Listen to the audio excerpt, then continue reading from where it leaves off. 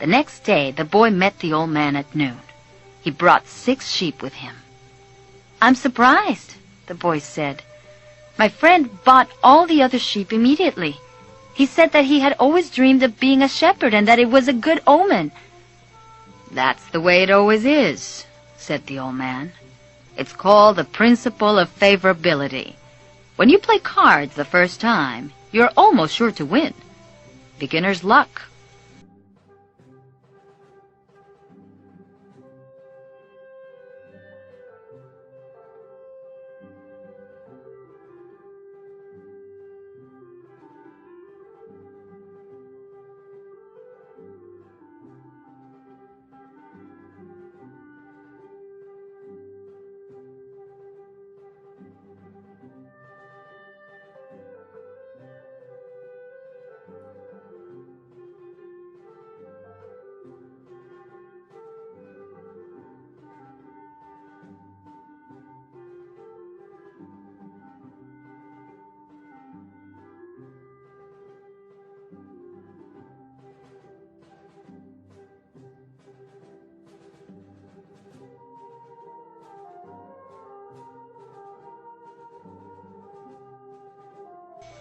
Why is that? Because there is a force that wants you to realize your destiny. It whets your appetite with a taste of success. "Where is the treasure?" he asked. "It's in Egypt, near the pyramids." The boy was startled. The old woman had said the same thing, but she hadn't charged him anything.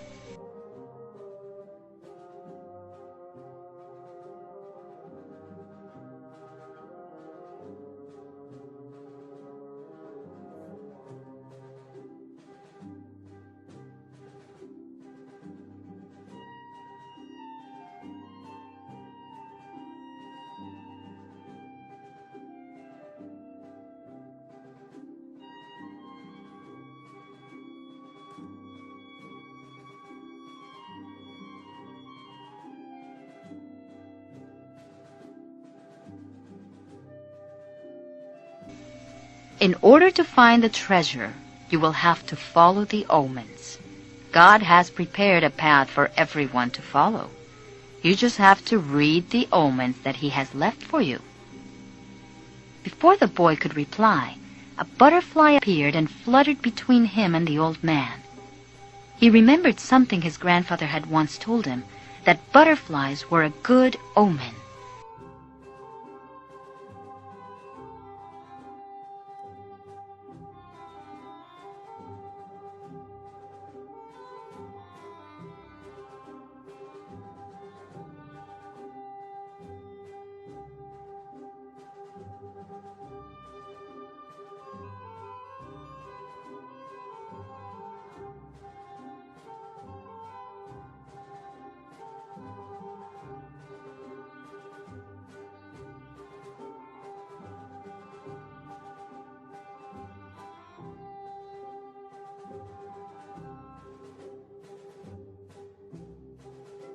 Like crickets and expectations.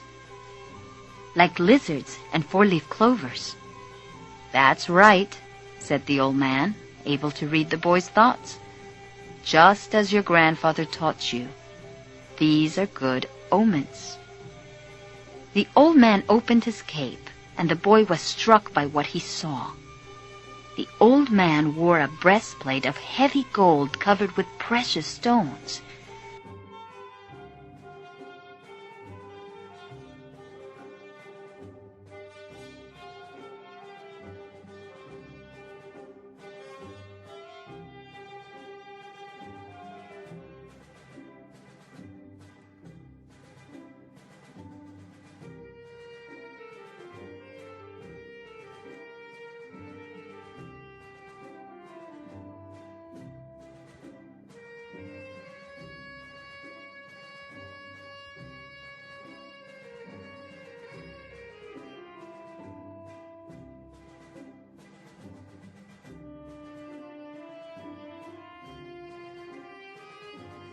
The boy recalled the brilliance he had noticed on the previous day.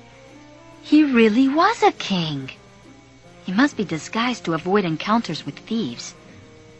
"Take these," said the old man, holding out a white stone and a black stone that had been embedded at the center of the breastplate.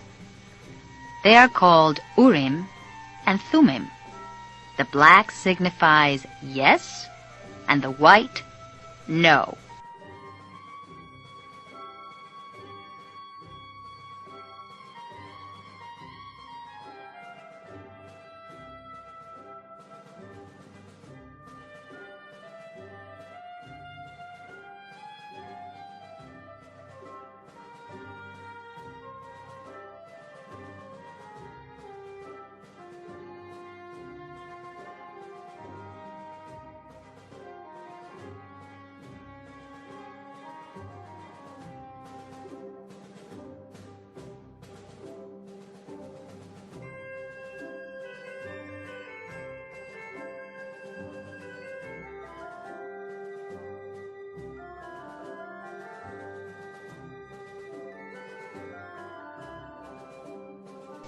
When you are unable to read the omens, it will help you to do so.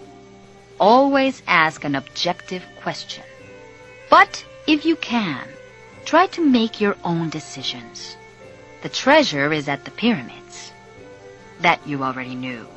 But I had to insist on the payment of 6 sheep because I helped you to make your decision. The boy put the stones in his pouch. From then on, he would make his own decisions.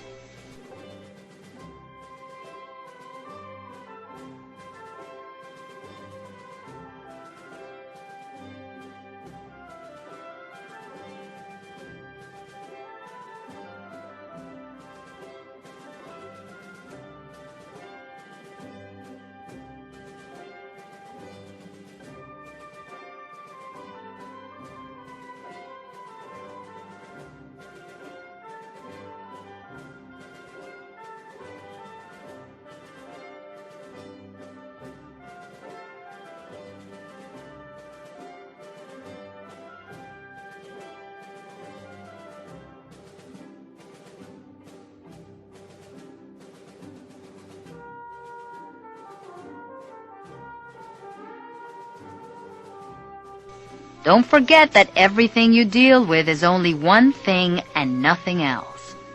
And don't forget the language of omens. And above all, don't forget to follow your destiny through to its conclusion. The old man looked at the boy, and with his hands held together made several strange gestures over the boy's head. Then, taking his 6 sheep, he walked away.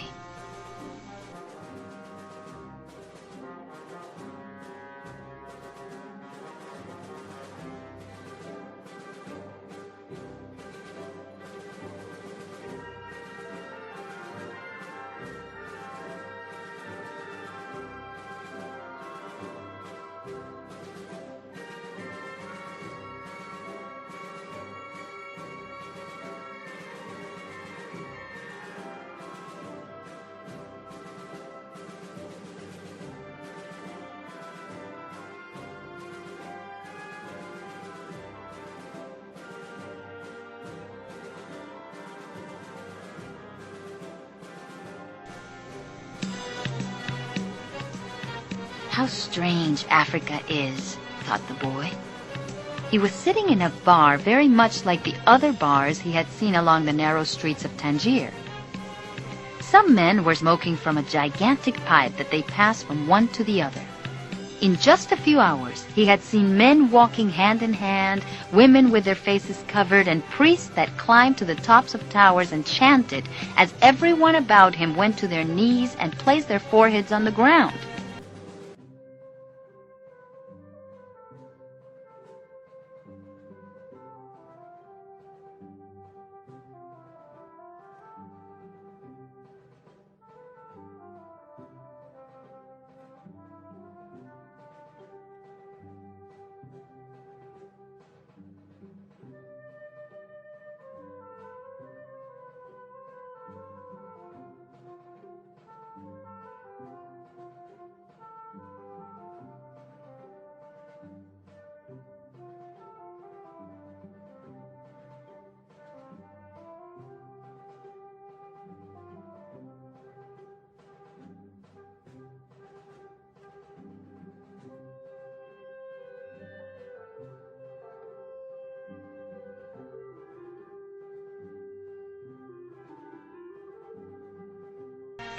practice of infidels, he said to himself, feeling scared and terribly alone.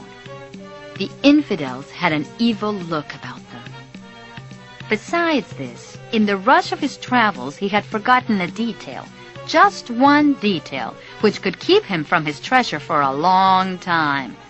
Only Arabic was spoken in this country.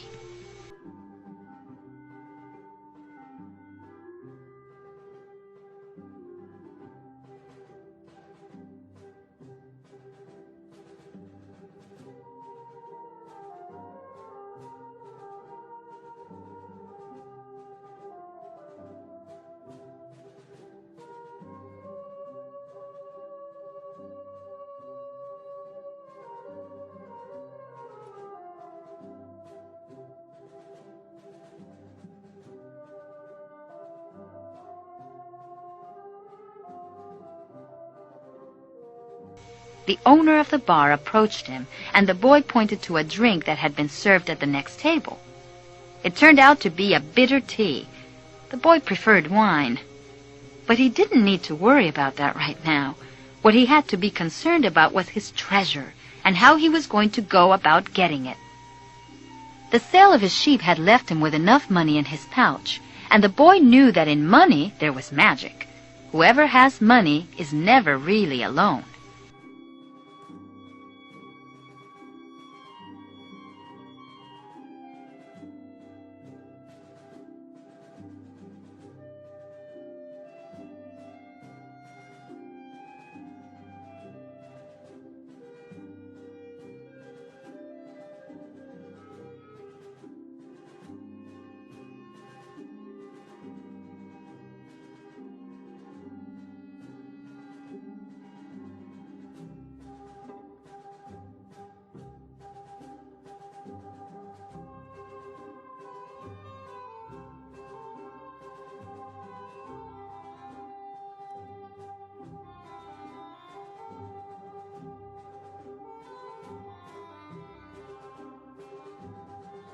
Before long, maybe in just a few days, he would be at the pyramids. An old man with a breastplate of gold wouldn't have lied just to acquire 6 sheep. The old man had spoken about signs and omens, and as the boy sipped his tea, he thought about omens. The tea seemed less bitter. "Who are you?" he heard a voice ask him in Spanish. The boy was relieved. He was thinking about omens, and someone had appeared.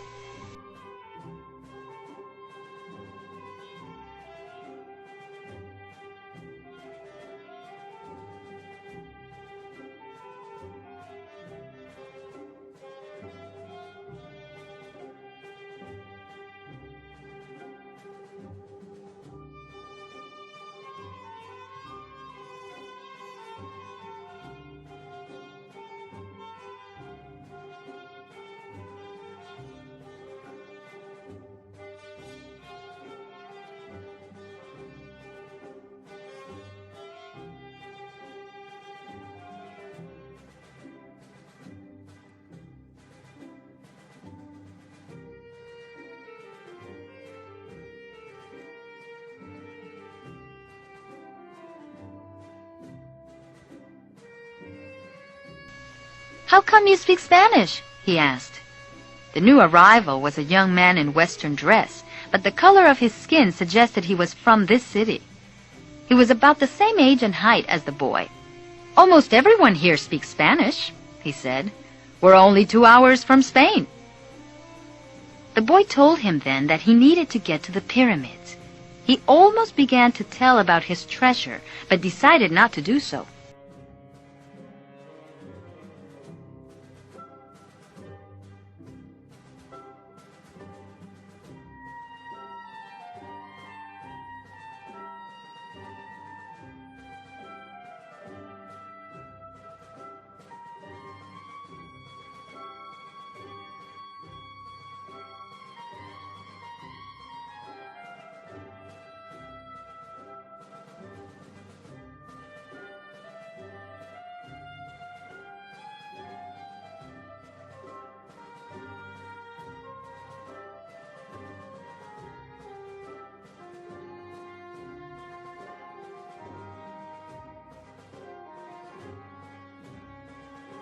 If he did, it was possible that the Arab would want a part of it as payment for taking him there.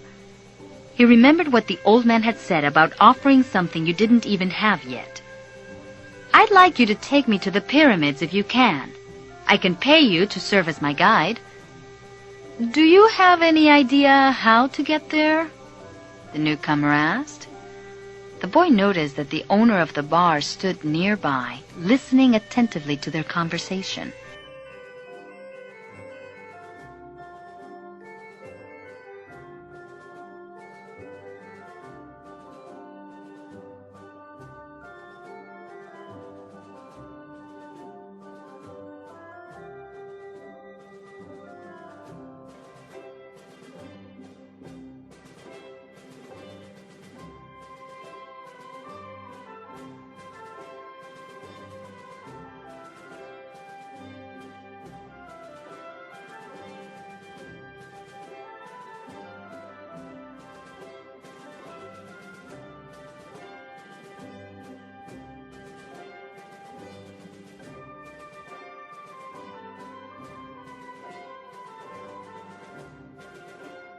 He felt uneasy at the man's presence, but he had found the guide and didn't want to miss out on an opportunity.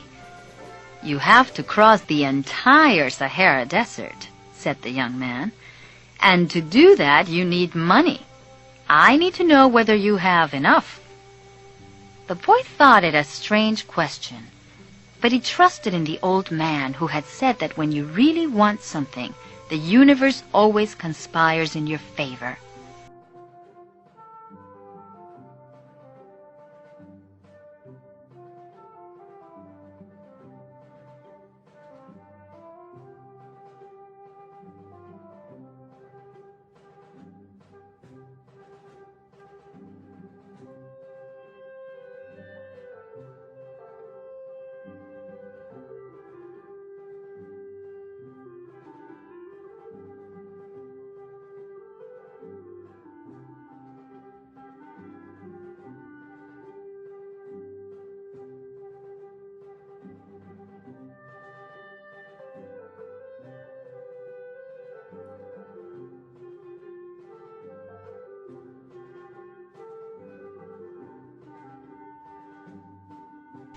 He took his money from his pouch and showed it to the young man. The owner of the bar came over and looked as well. The two men exchanged some words in Arabic, and the bar owner seemed irritated. "Let's get out of here," said the new arrival. "He wants us to leave." The boy was relieved. He got up to pay the bill, but the owner grabbed him and began to speak to him in an angry stream of words. The boy was strong and wanted to retaliate, but he was in a foreign country.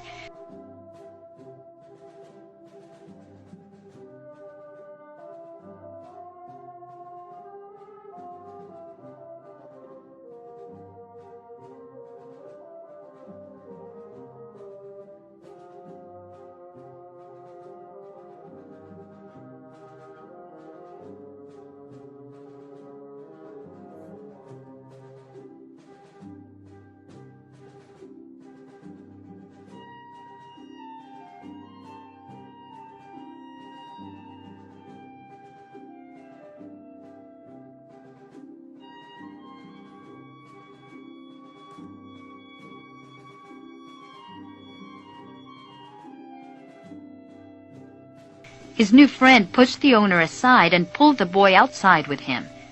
"He wanted your money," he said. "Tangier is not like the rest of Africa. This is a port, and every port has its thieves." The boy trusted his new friend. He had helped him out in a dangerous situation. He took out his money and counted it. "We could get to the pyramids by tomorrow," said the other, taking the money. "But I have to buy 2 camels."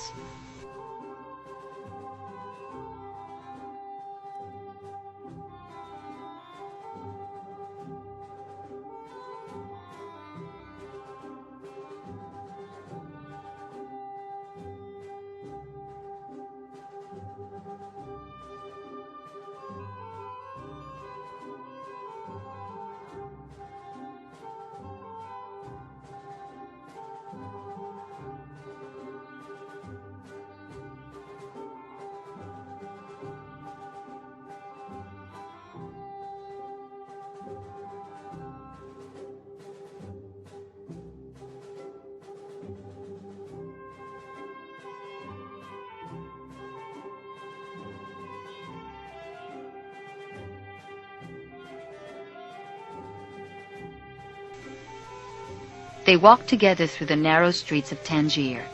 Everywhere there were stalls with items for sale. They reached the center of a large plaza where the market was held. There were thousands of people there, arguing, selling, and buying. There were vegetables for sale amongst daggers and carpets displayed alongside tobacco.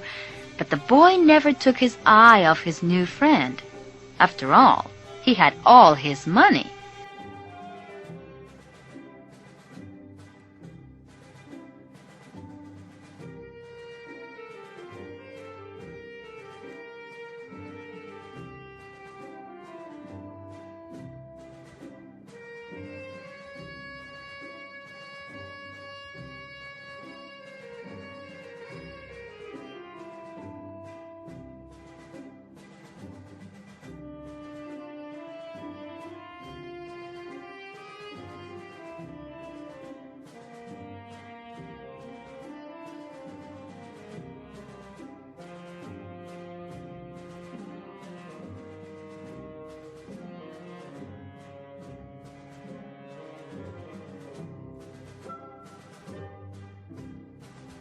He thought about asking him to give it back, but decided that would be unfriendly. He knew nothing about the customs of the strange land he was in. "I'll just watch him," he said to himself. He knew he was stronger than his new friend. Suddenly, there in the midst of all that confusion, the boy saw the most beautiful sword he had ever seen. The scabbard was embossed in silver, and the handle was black and encrusted with precious stones.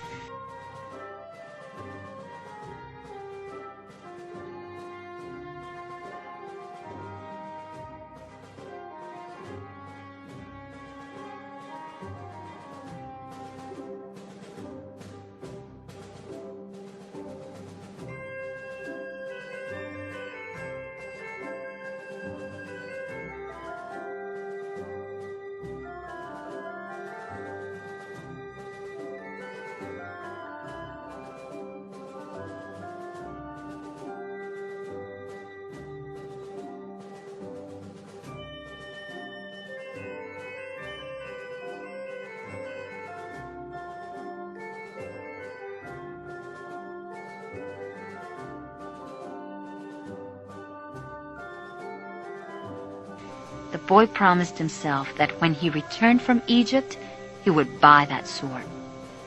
"Ask the owner of that stall how much the sword costs," he said to his friend. Then he realized that he had been distracted for a few moments looking at the sword. His heart squeezed as if his chest had suddenly compressed it. All around him was the market, with people coming and going, shouting and buying, and the aroma of strange foods. But nowhere could he find his new companion.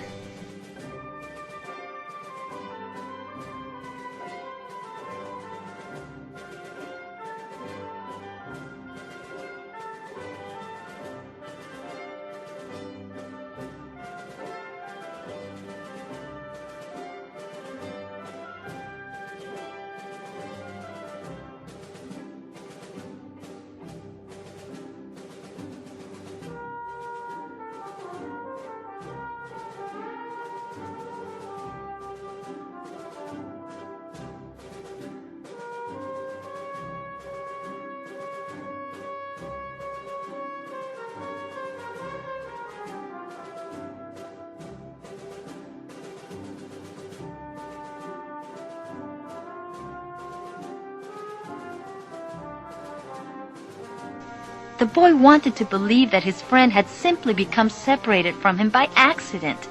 He decided to stay right there and await his return.